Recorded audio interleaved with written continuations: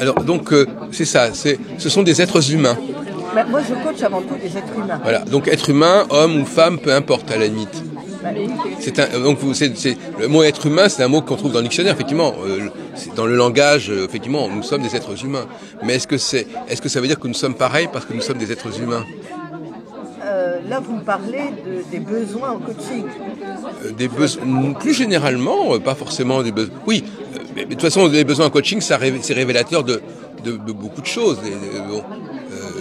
Peut-être que les besoins, justement, sont pas forcément les mêmes que les Les besoins, les besoins sont les mêmes. Il y en a un certain nombre qui sont les mêmes, et puis il y a des petits différentiels. Mais par exemple, l'équilibre vie professionnelle, vie personnelle, c'est plus les femmes qui le demandent. Oui. Oui. Mais il y a aussi des hommes qui le demandent, parce qu'aujourd'hui, il y a des gardes qui sont partagées d'enfants, Oui, bien sûr. et ils se retrouvent dans les mêmes problématiques que les femmes. C'est-à-dire que le mythe de l'homme qui veut sortir de son bureau à 8-9 heures du soir, eh bien, ça existe encore, mais il commence à avoir aussi des hommes qui ont des obligations d'aller chercher leurs enfants. Oui, Et les gardes partagées, où quelquefois les hommes gardent leurs enfants et c'est eux qui en ont la garde. Dans ce cas-là, ils se retrouvent dans les problématiques proches de celles des femmes. Et ils veulent eux aussi équilibrer leur métier et leur vie professionnelle. Oui, mais ce sont des problématiques qui leur sont imposées en quelque sorte. Absolument. Mais est-ce qu'ils les vivent de la même manière Oui, c'est-à-dire que quand on doit aller chercher un gamin dans une école et qu'il y a une date, Voilà. une heure limite, on est confronté. Voilà, donc c'est problème. ça. Mais enfin, le fait qu'on on est tous confrontés à un minimum de problèmes communs. Mais ça ne veut pas dire pour autant qu'on est, par ailleurs, on n'a pas des différences. Hein. Ah, mais Il y a beaucoup de choses qu'on a en commun, ça c'est clair, pour manger, pour je sais pas quoi, enfin n'importe quoi. Mais je veux dire, bon, il y a un cadre social qui est nécessaire, qui est prégnant, mais malgré tout, je vous posais la question autrement. Est-ce que ce qui est bon pour les uns est bon pour les autres? Voilà, par exemple. Oui, bien sûr. Oui. Ce qui est bon pour les uns est bon pour les autres. Oui. Est-ce que vous savez ce que c'est que le coaching? Ben, expliquez-moi alors. Non, mais est-ce que vous savez? Ben, j'ai une certaine idée, Alors, mais donnez-moi votre idée. voilà. Parce que en fonction de la question que vous posez, Oui. j'aimerais bien avoir votre avis.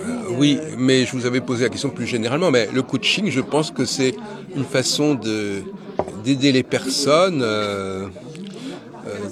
Alors d'abord, premièrement, ça veut dire qu'elles ne peuvent pas s'en sortir toutes seules, d'une certaine façon.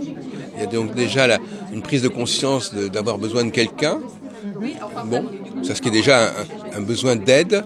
La personne se rend compte que toute seule, ça va pas se faire, que ce soit pour maigrir ou pour n'importe quoi. Donc le coaching, c'est cette prise de conscience la personne elle va vers le coaching quand elle sent que elle aurait tort de se replier sur elle-même et de ne pas faire appel à quelqu'un qui va être un petit peu un guide quelque part, parce que le mot coaching, ça peut se traduire par, ça vient du français le coach, c'est-à-dire c'est le cocher, si on peut dire, c'est le guide. Bon, donc alors maintenant, je suppose, moi, j'ai quelques amis qui ont fait ça. Les personnes vous appellent de temps en temps pour savoir ou alors vous les appelez pour savoir où ils en sont. Si certaines choses qu'on avait prévues par exemple, je pense qu'il y a un problème de timing qui est important probablement. Il faut que telle chose soit, il faut que telle décision se réalise ou se concrétise dans les 2 semaines ou dans les 2 mois pour que ça soit pas reporté indéfiniment. On les aide à gérer leur temps, je suppose. C'est bon. Enfin voilà quelques éléments que je vous fournis. Mais c'est pas moi qui suis censé être coach. Mais si alors vous corrigez ou complétez Samia ce que j'ai dit, comme ça Alors, le coaching, c'est la manière d'accompagner un individu ou un groupe d'individus dans une même famille à atteindre un objectif. Oui. Mais les personnes qui sont coachées, c'est elles qui prennent les décisions. Oui. En tant que coach, on est là pour les accompagner sur le processus qu'elles mettent en place pour réussir à atteindre ou à ne pas atteindre leurs objectifs. Ou ne pas atteindre, ça veut dire quoi, ne pas atteindre? Aller d'un point à un autre et ne pas y arriver. Ah oui, c'est possible. Il faut essayer, mais c'est pas forcément. C'est déjà bien d'avoir essayé, c'est ça que vous voulez dire ou... Non, pas du tout. quand on accompagne quelqu'un, on l'accompagne sur le processus. Oui. C'est-à-dire, qu'est-ce qu'elle met en place pour y arriver? Et qu'est-ce qu'elle met en place pour ne pas y arriver, mais de façon inconsciente. Voilà, c'est ça. Et donc nous, notre travail, c'est de l'accompagner à clarifier le processus, à l'identifier. Et nous sommes garants en tant que professionnels du processus de réussite. Donc on ne décide pas à la place de l'autre, on ne lui explique pas comment faire, mais on l'accompagne sur le processus de décision. Accompagner, c'est-à-dire lui faire confiance et savoir que c'est le client qui a la meilleure solution. Et nous, on induit juste des questions qui vont l'amener à réfléchir sur la façon qu'il a de fonctionner ou de procéder. Et là, on retombe un peu dans la psychanalyse. C'est effectivement parfois. Non, mais pas exact. Non, mais je veux dire au niveau de la méthode. Tout d'un coup, on lui dit qu'est-ce que vous avez voulu dire par là ou qu'est-ce que c'est exactement. Enfin, on lui demande de préciser ce qu'il a pu esquisser comme ça, ce qu'il a pu laisser. Voilà, mais ça n'a rien à voir avec la psychanalyse. Non, mais c'est un élément qui est commun. Avec la psychanalyse. C'est que le psychanalyste aussi, il peut réagir tout d'un coup en disant voilà, tiens, vous êtes en train de dire ça, qu'est-ce que ça veut dire pour vous, préciser, je sais pas. Ça dépend s'il est lacanien, ça dépend s'il intervient ou pas. Donc vous faites une voilà, donc ça peut durer combien de temps, une expérience de coaching par exemple avec une personne? Ça peut durer plusieurs mois. Plusieurs mois, oui. Et comment ce sont des séances, c'est par téléphone, il y a des rencontres régulières. Les deux se font. Oui. Le face à face et le téléphone. Le Skype éventuellement, je sais pas. Skype, bien évidemment. 40% de mon chiffre d'affaires se fait par Skype et par téléphone. Alors quel est le rôle, par exemple, encore un mot qui est le rôle du transfert, par exemple. Il y a toujours un phénomène de transfert qui doit se faire pour que comme dans toute relation. Oui. C'est tout ce que vous projetez sur moi, là, maintenant. C'est ça le transfert. Oui. Et c'est nécessaire pour qu'il y ait un travail qui puisse se faire. Toute relation est baignée par le transfert. Oui. Il n'y a pas de relation humaine sans transfert. Donc, vous transférez vos croyances, vous transférez vos imaginaires sur la relation future ou la relation du moment. Alors le coaching de vie, ça peut être par exemple réussir dans sa vie sentimentale, des choses comme ça. Exemple, oui. Tout à fait. Tout à fait. C'est papillonner, ou trouver une rencontre qui nourrisse le cœur. Tout à fait. Alors vous donnez des conseils dans ce genre? Non, je ne donne pas de conseils, non. Monsieur. Vous écoutez, la personne vous parle de ce qui se présente à elle, par exemple, des situations dans lesquelles elle se trouve. Peut-être que le mieux, c'est que vous ayez un objectif et que je vous fasse un coaching. Parce que tant qu'on parle en théorie, ça ne veut rien dire. Ah oui, d'accord, ce serait intéressant. D'ailleurs, souvent dans mes interviews, il y a toujours un moment donné où on passe un peu à la pratique. Mais là, il faut passer complètement à la pratique. Parce que tout ce que vous êtes en train de mentaliser, vous êtes en train de le théoriser. C'est-à-dire vous sortez vos cadres de référence de la psychanalyse, que vous croyez s'ajuster au processus de coaching, vous avez donné une définition, vous avez déjà une image. Par exemple, là, il y a un point qui m'intéresse pas mal actuellement, qui est plutôt professionnel d'ailleurs. Alors, posez-moi votre objectif. Eh bien, par exemple, je termine un livre là. Oui. Un livre qui fait à peu près 400 pages sur mes travaux, sur des recherches que j'ai faites, psychologiques, machin. Et je suis je me pose la question de savoir à quel moment je vais le donner à lire, voilà. À quel moment il y aura un déclic qui fera que je me déciderai à l'envoyer à quelqu'un pour qu'il me dise s'il est disposé à le publier. À quel moment ?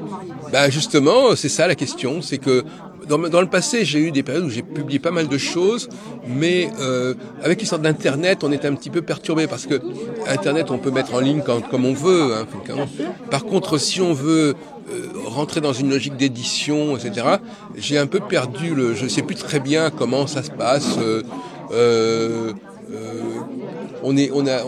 Avec Internet, on prend de mauvaises habitudes en fin de compte, parce qu'on n'a pas envie d'attendre, mais en même temps, on sait que c'est pas la même chose que d'être publié chez X ou Y, etc. Bon, donc voilà, donc je m'inquiète pas spécialement, mais ça continue. Je ne sais pas à quel moment je vais dire voilà, bon maintenant ça y est.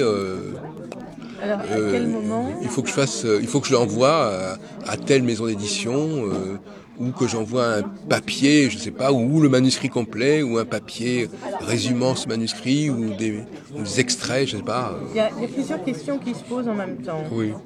À quel moment, est-ce que ça signifie à quel moment dans le temps, ou est-ce que ça signifie à quel moment du processus de production de votre écrit?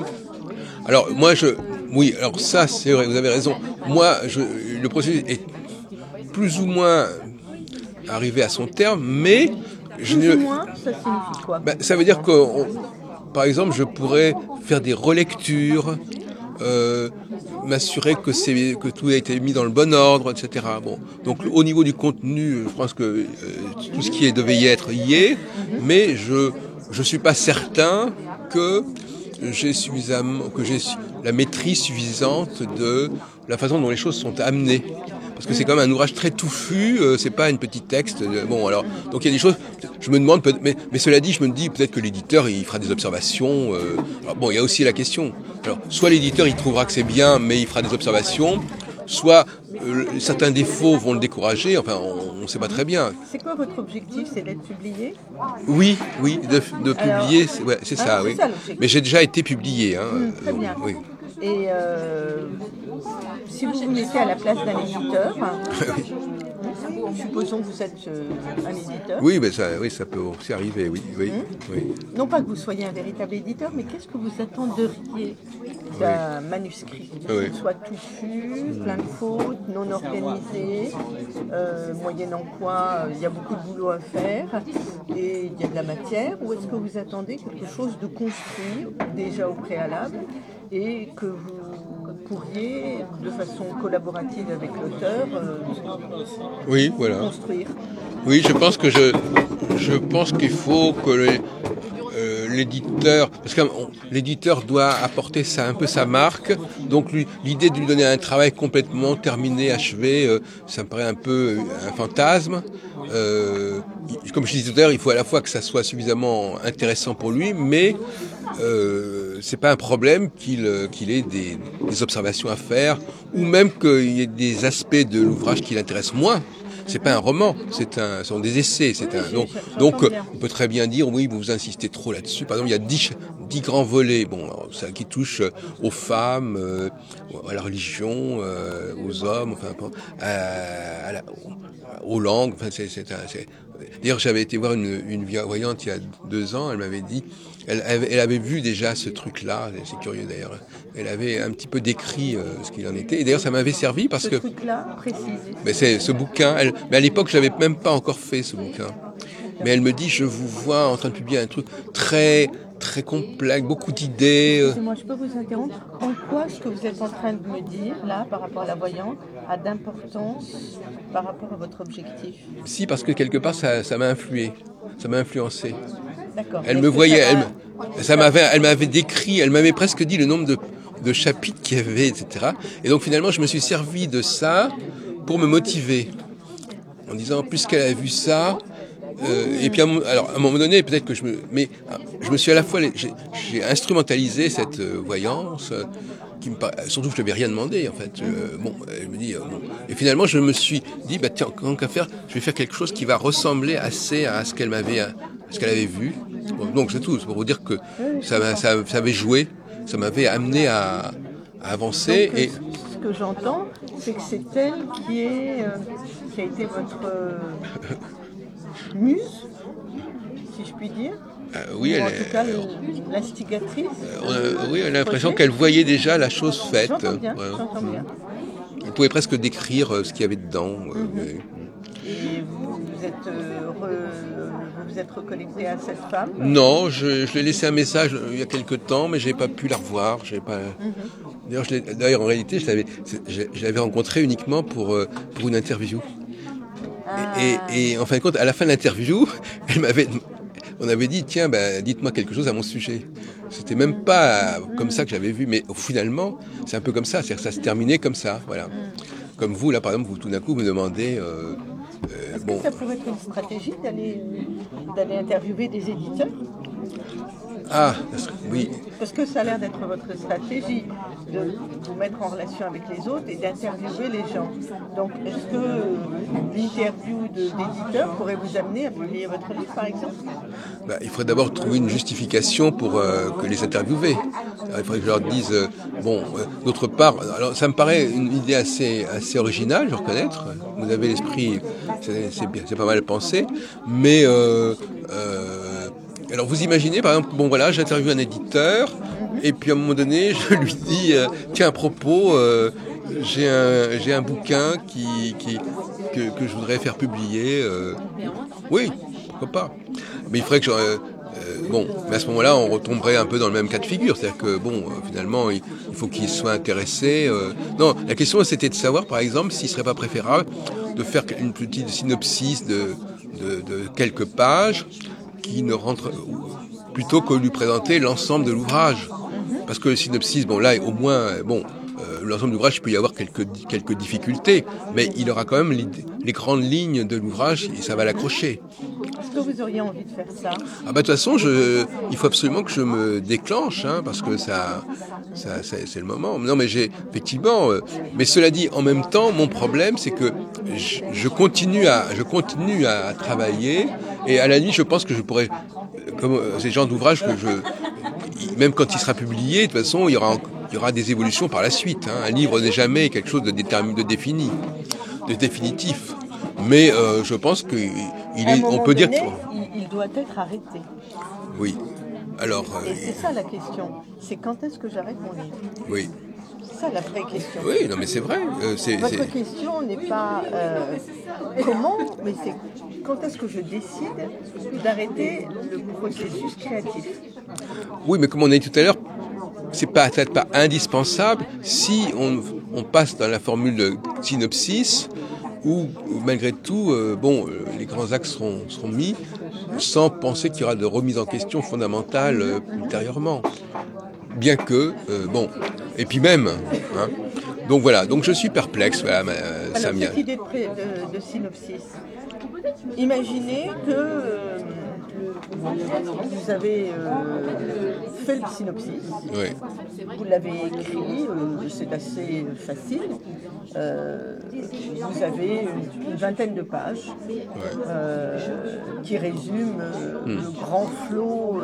Oui, alors excusez-moi de vous interrompre, le problème, si vous voulez, c'est que moi,